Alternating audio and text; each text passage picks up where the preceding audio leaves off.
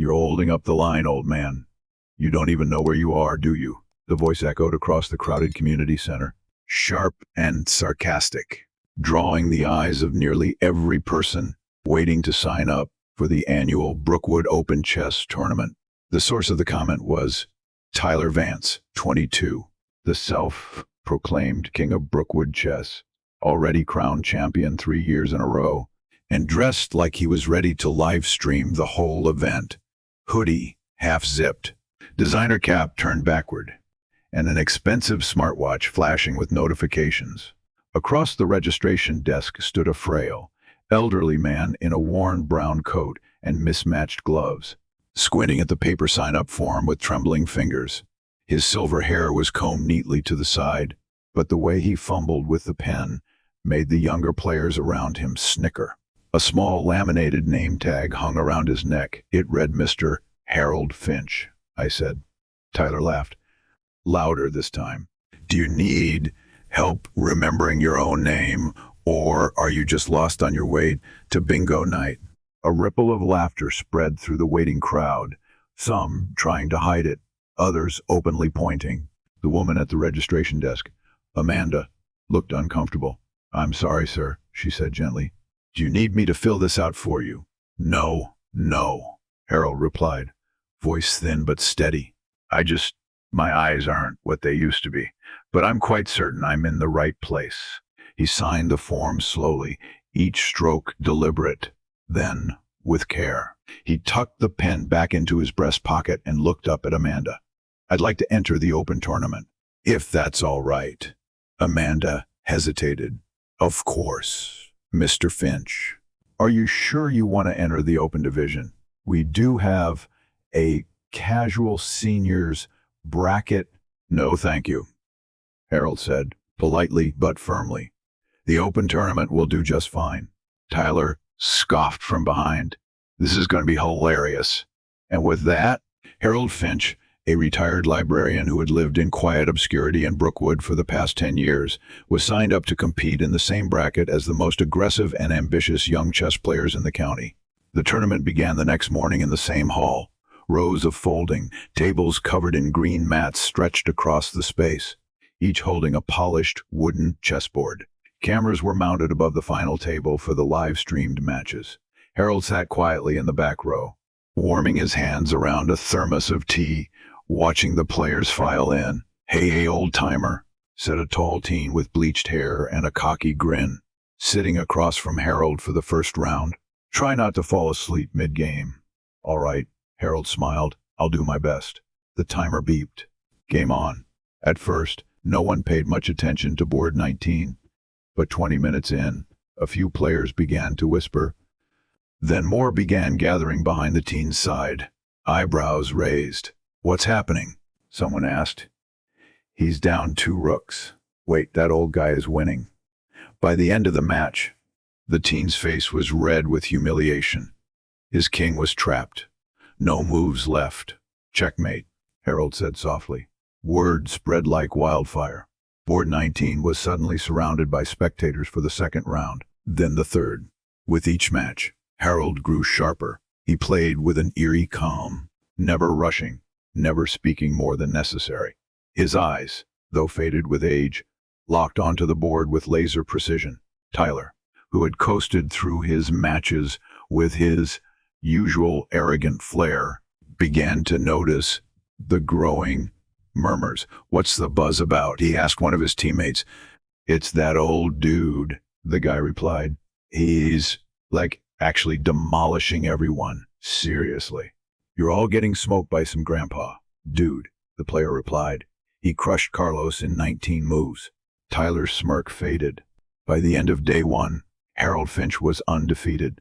The tournament host, a lean man named Raj Patel, approached him in the break room. Mr. Finch, I just wanted to say, it's been an honor watching you play.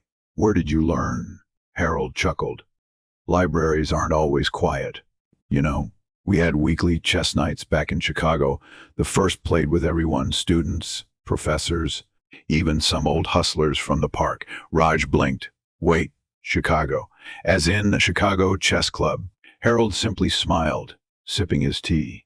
That night, the Brookwood chess subreddit exploded with threads titled, "Who is Harold Finch? An Old Man Chess God?" Screenshots of his games circulated with commentary. Speculation ran wild. Was he a former master? A recluse? A fluke? The next morning brought the semifinals, Harold versus Angela Wu, a 17-year-old national youth champion known for her aggressive complex openings. She eyed Harold warily as she sat. "You don't talk much," she said. "No need," Harold replied. "The board does enough speaking for both of us." The match was a masterpiece. Wu launched into a complex Sicilian defense, trying to confuse and provoke mistakes. But Harold calmly maneuvered through her traps, piece by piece.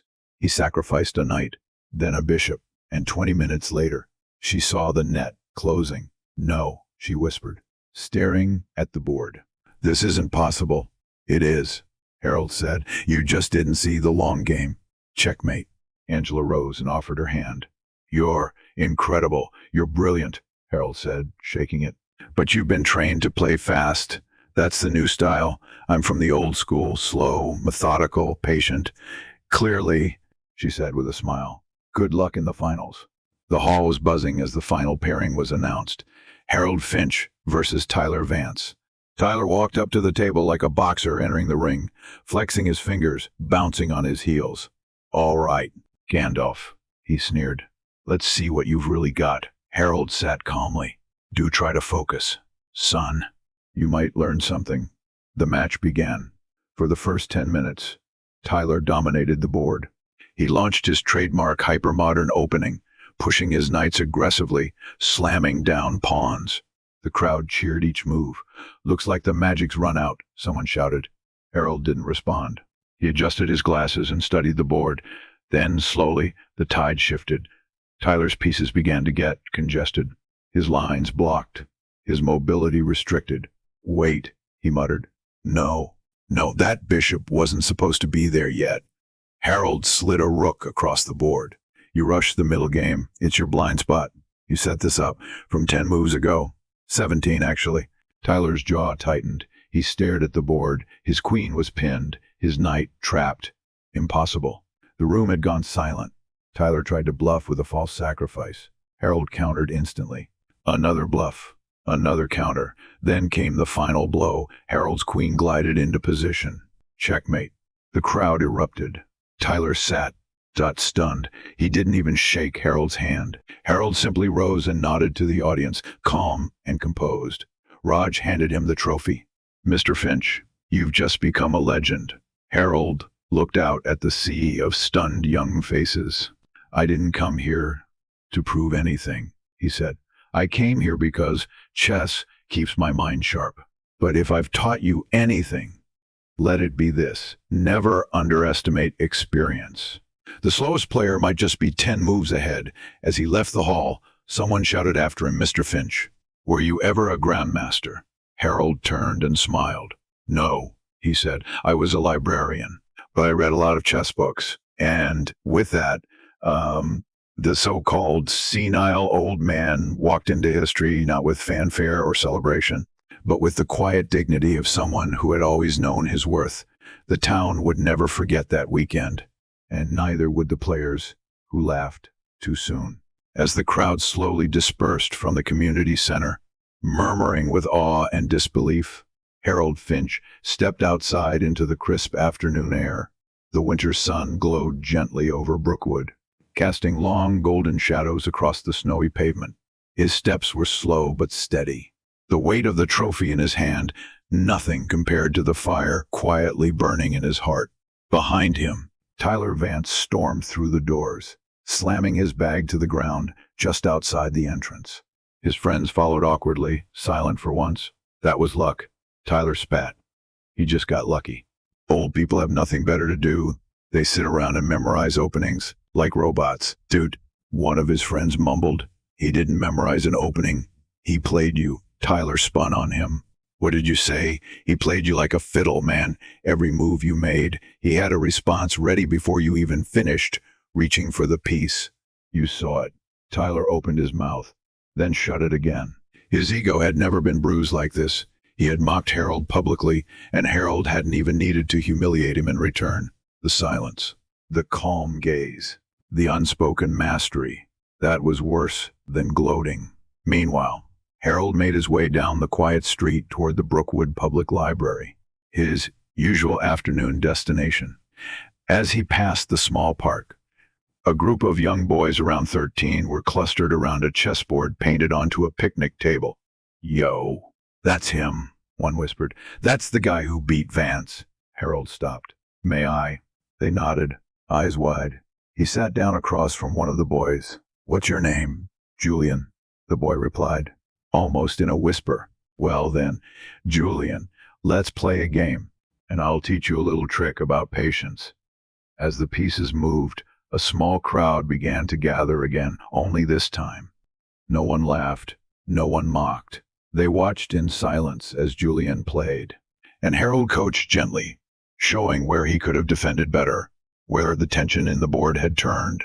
By the time Harold gave a slow nod and said, "Checkmate," the boy wasn't upset. He smiled. "That was cool. You've got talent," Harold said. "Use it, but never rush. Always think why, not just what." At the library, the head librarian, a sharp-eyed woman named Eleanor, looked up in surprise as Harold entered. "Trophy in hand." "Harold," she said with a proud grin, "so the rumors are true." He nodded humbly and placed the trophy on the checkout desk. "You finally entered that chess tournament, didn't you?" "I did, and I won." She laughed. "Of course you did. I remember the first time you borrowed my 60 Memorable Games by Bobby Fischer. That was, what, 8 years ago? And you kept checking it out over and over." Harold chuckled. "Some books are like old friends, worth visiting often." She came around the desk and gave him a quick hug.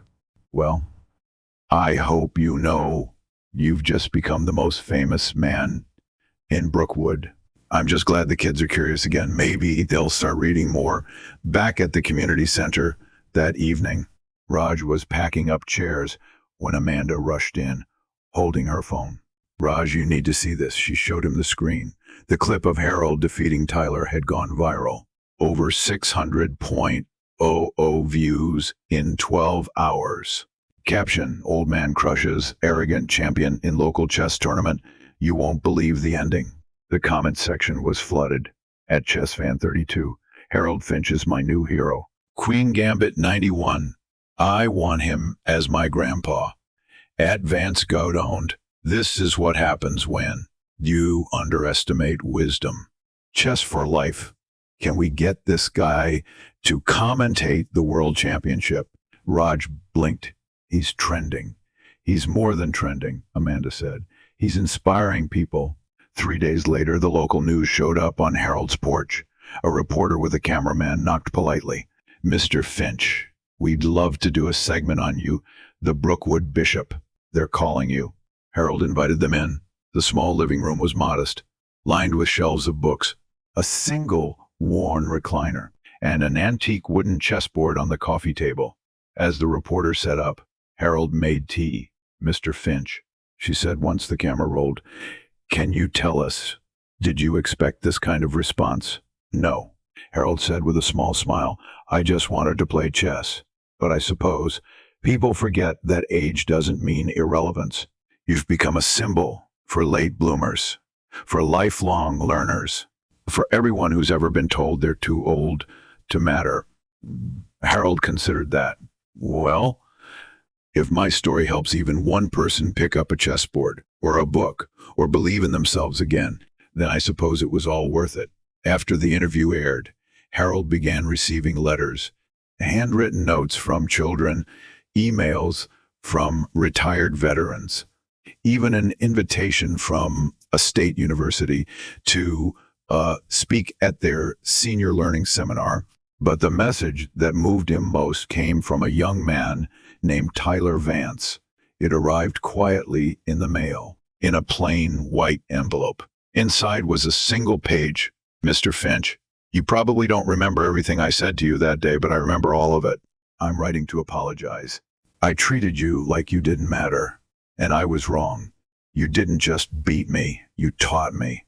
Not just about chess, but about character, about humility. You played like someone who had nothing to prove, and that's the most powerful way to win. I'd be honored if you ever wanted to play again.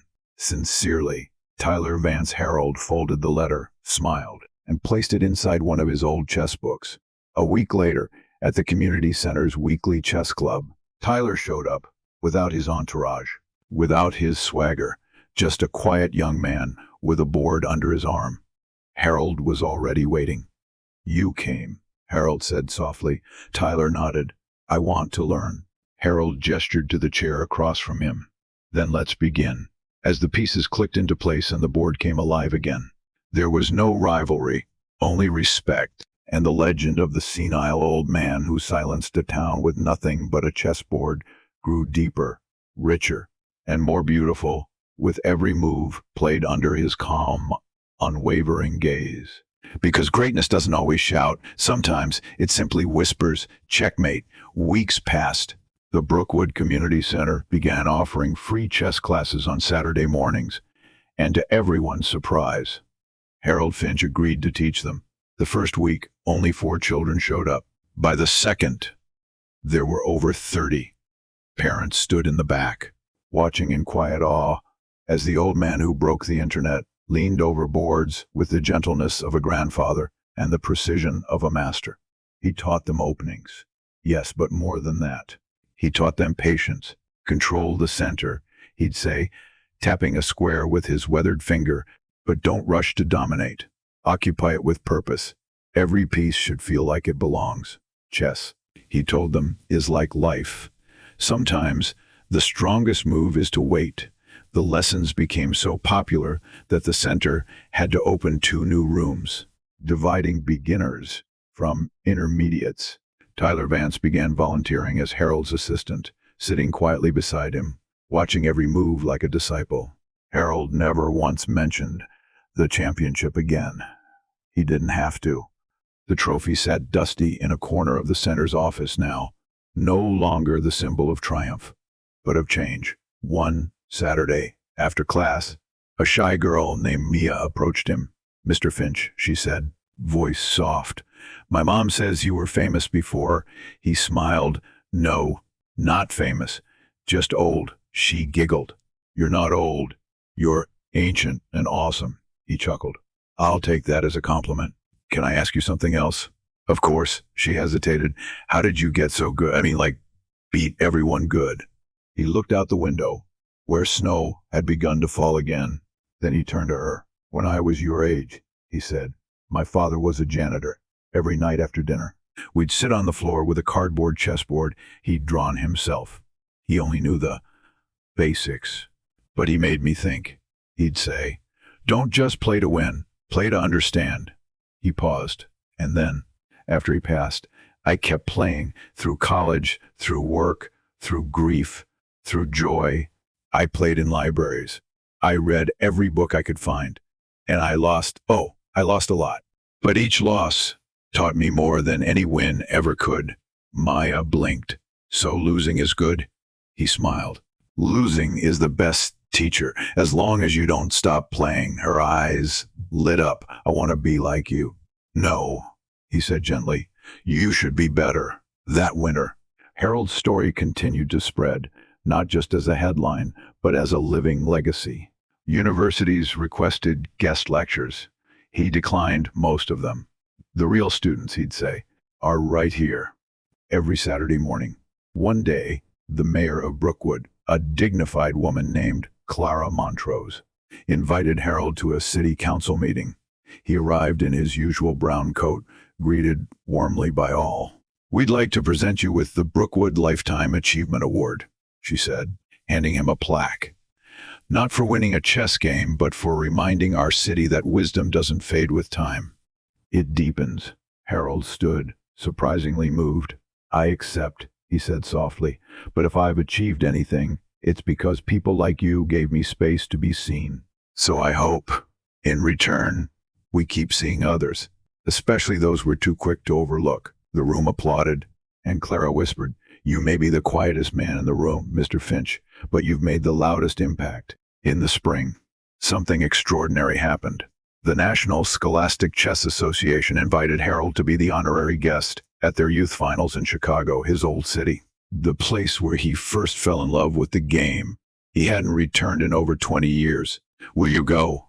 Eleanor asked him one afternoon at the library, where he still visited every Thursday. Harold looked at the letter. "I think I must." The trip was modest, a train ride, a simple hotel, a familiar skyline. But the moment he stepped into the old Chicago Chess Club, now renovated into a state-of-the-art training facility, something in him stirred. Children in uniforms buzzed with excitement. "Is that him? Is that Mr. Finch?" He gave a small wave and sat beside the stage where the championship games would take place. The room was filled with youth, ambition, and promise. But when Harold was introduced, the entire hall rose. He was given a chair beside the final board to observe the match, and when the winner, a small boy from Oklahoma, shook Harold's hand, he said, "Sir, one saw your video. That's why I started playing." Harold's voice almost cracked. "Then I've already won." He returned to Brookwood, a quiet hero again.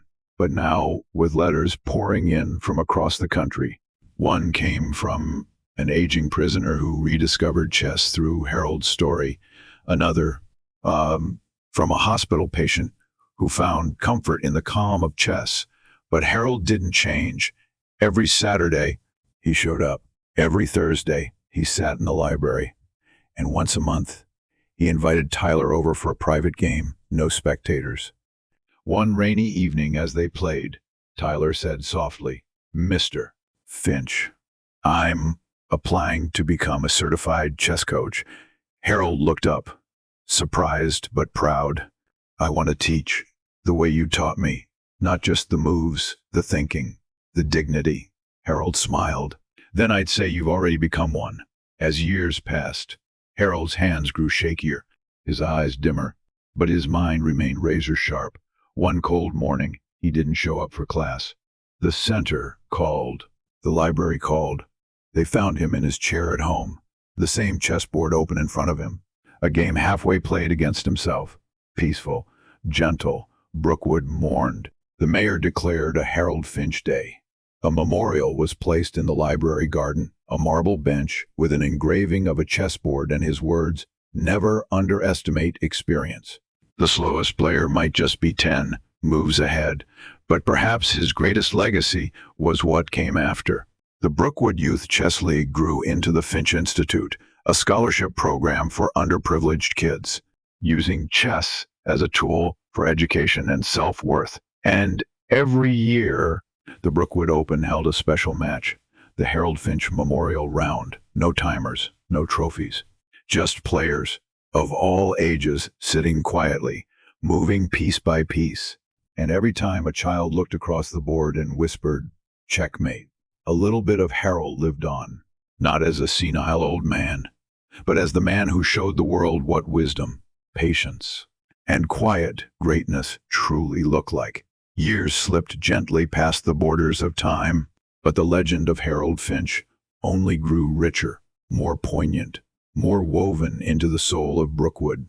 Every school in the district added a photo of him in their library, the iconic image of Harold in his brown coat, glasses lowered on his nose, one hand gently resting on a chessboard, and the calm glint of focus in his aging eyes. Underneath, the words, "Play not just to win, play to understand."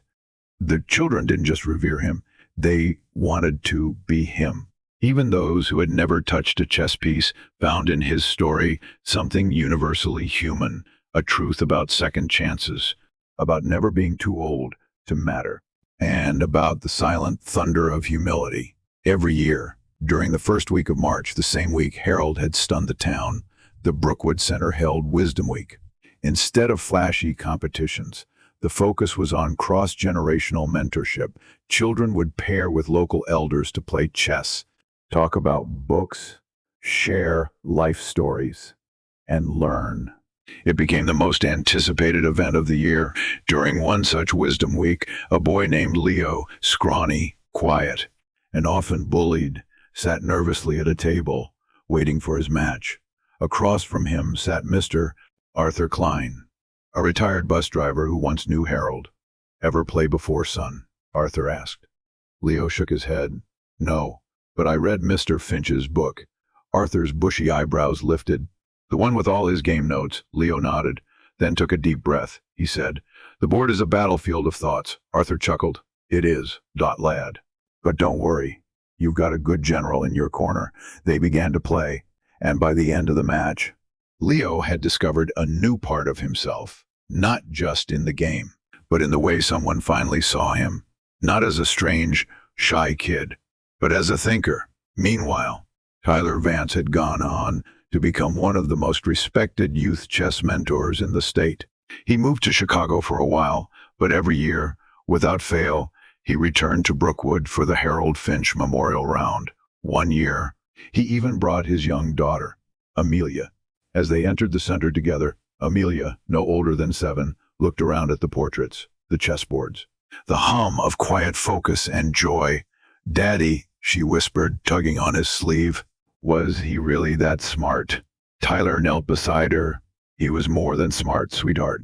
He was wise and kind and strong in the way that didn't shout. Did he teach you? Tyler smiled, eyes watering just a little. He taught me everything I needed and didn't know I lacked. Do you miss him? Every day. But when I teach someone else, I hear his voice. She tilted her head. What did it sound like? Tyler closed his eyes. Like quiet thunder. In time, the Finch Institute spread to other towns, other cities. People began to copy Brookwood's model, pairing seniors with children, not just in chess, but in gardening, storytelling, even coding. It turned out the world's greatest untapped resource wasn't youth or innovation. It was experience, waiting to be heard. And across the country, in places far removed from the small town where Harold once signed up for a tournament and was laughed at, classrooms and community halls began to whisper the story of a so-called senile old man who had taught an entire generation that life isn't a sprint, it's a strategy, and one with many endgames still to come. Then one spring, a documentary was released, Quiet Checkmate, The Harold Finch Legacy. It became an unexpected sensation, premiering on streaming platforms and topping documentary charts for weeks. Critics called it a gentle hurricane of emotion, and the most inspiring chess story since searching for Bobby Fischer. Footage from the Brookwood tournament found in old camera archives was interspersed with interviews. Amanda from the registration desk, Angela Wu, now a grandmaster herself, Tyler, Eleanor from the library, and Raj Patel. But it was the old grainy interview of Harold himself, the one recorded in his living room with the news crew, that brought viewers to tears. One line from that clip became famous around the world. The board doesn't care how old your hands are, only how deeply your mind listens. Social media exploded with tributes. Artists painted portraits. Musicians composed tributes. A soft piano piece titled Finch's Endgame went viral on YouTube. And back in Brookwood, the quiet town where it all began, something small but powerful happened. The community center, now renamed the Finch House, added a final room. Inside it, they recreated Harold's living room exactly as it was. The bookshelves, the old chair, the tea thermos, and the chessboard left mid-game, just as they found it the day he passed. Visitors from all over came to see it, to sit quietly, to think. Sometimes children would finish the game he'd started. Sometimes they'd just start their own. And if you listened closely enough, through the ticking of the clock, the sliding of a pawn, or the silence between moves, you could almost hear Harold's voice, patient, warm, and always 10 moves ahead, checkmate.